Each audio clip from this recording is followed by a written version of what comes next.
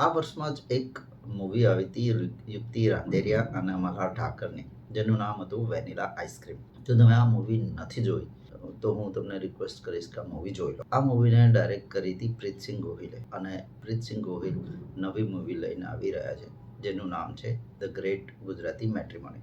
Vanilla ice cream મૂવીનું જે theme હતું એ ફેમિલી ડ્રામા હતું, અને સંબંધો વિશે અને ઇમોશન્સ વિશે સમજાવતી અને એના ઉપર મૂવી હતી.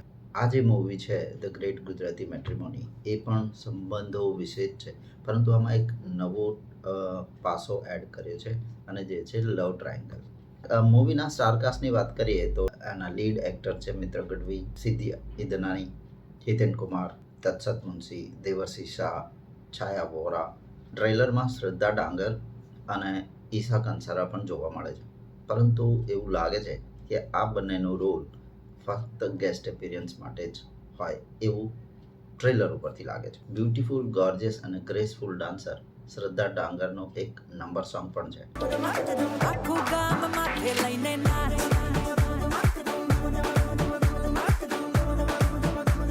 ટ્રેલરનું એડિટિંગ બહુ જ પરફેક્ટ છે, ટુ ધ પોઈન્ટ છે, અને એવું આખી સ્ટોરીનો અંદાજ આપતો નથી. ટ્રેલર ઉપરથી એવું અંદાજ મૂકી શકાય કે મિત્ર ગઢવી, સિદ્ધિ ઇદનાની અને દેવર્ષી શાહ વચ્ચે લવ ટ્રાયંગલ ચાલે છે. આ એક સ્ટોરી છે, અને બીજી એક પેરેલલ સ્ટોરી ચાલી રહી છે જેમાં હિતેન કુમાર અને છાયા વોરા છે.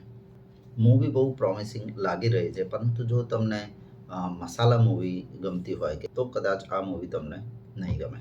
પરંતુ જો તમે ઇમોશનલ અને રિલેશનશિપવાળી મૂવી તમને ગમતી હોય તો આ મૂવી તમારા માટે છે. મિત્ર ગઢવીએ આ મૂવીમાં એમની કોમિક એક્ટરની ઇમેજથી બહાર આવીને ઇમોશનલ રોલ કર્યો છે, અને એ રોલમાં તે બહુ જ ફિટ બેસતા હોય એવું ટ્રેલર ઉપરથી લાગી રહ્યું છે. બહુ સારો એક્સપિરિયન્સ રહ્યો, કારણ કે એઝ એન એક્ટર તમને બધું જ કરવું હોય. કોમેડી હું ઘણા વર્ષોથી કરું છું અને એમાં બહુ જ પ્રેમ મેળવ્યો છે લોકો તરફથી, પણ ક્યાંક ને ક્યાંક એવી ઈચ્છા હતી કે બીજા અલગ અલગ કેરેક્ટર્સ કરવા મળે. આમાં એક રોમેન્ટિક કેરેક્ટર કરવા મળ્યું, અને I think all credit to the producers and directors કે મને એ રૂપમાં જોઈ શક્યા. અને આજે જ્યારે ટ્રેલર પછી અત્યારે જે રિસ્પોન્સ છે, આઈ થિંક બસ એવી આશા રાખું છું કે ઓડિયન્સ પણ એ રૂપમાં મને એક્સેપ્ટ કરી શકે. આગળ આખું ફિલ્મ જોયા પછી જ ખબર પડશે કે મિત્ર ગઢવીનું કામ આ મૂવીમાં કેવું છે. સિદ્ધિ ઇદનાની આ મૂવીથી ગુજરાતી ફિલ્મોમાં ડેબ્યુટ કરી રહી છે. જો તમે કેરેલા સ્ટોરી, બોલિવૂડની મૂવી કેરેલા સ્ટોરી જોઈ હોય તો એમાં સિદ્ધિ ઇદનાનીએ કામ કર્યું છે. એટલે કે એક્ટિંગ વાઇઝ તો તે સુપર્બ જ હશે. એમનું બોલવાની સ્ટાઇલ, એક્સેન્ટ પ્રોપર છે કે નહીં તે બધું જોવાનું રહેશે, અને ગુજરાતી ઓડિયન્સ તેમને સ્વીકારે છે કે નહીં તે ખાસ જોવાનું રહેશે. નર્વસ છું હું ના, ઓફકોર્સ એક નવી વાર્તા છે, એન્ડ એક નવી લેંગ્વેજમાં હું ફર્સ્ટ ટાઈમ આવી રહી છું, તો એ પેલું એક રે કે બધા આઈ હોપ ઓડિયન્સીસને હું ગમું ને સારા રિવ્યૂઝ આવે, સો દેટ નર્વસનેસ રહેશે, and it's a positive nervousness. ફિલ્મના પ્રોડ્યુસર્સ એવું કહે છે કે આ મૂવીમાં હજારો લીટર પાણીનો ઉપયોગ કરવામાં આવ્યો છે વરસાદ પાડવા માટે.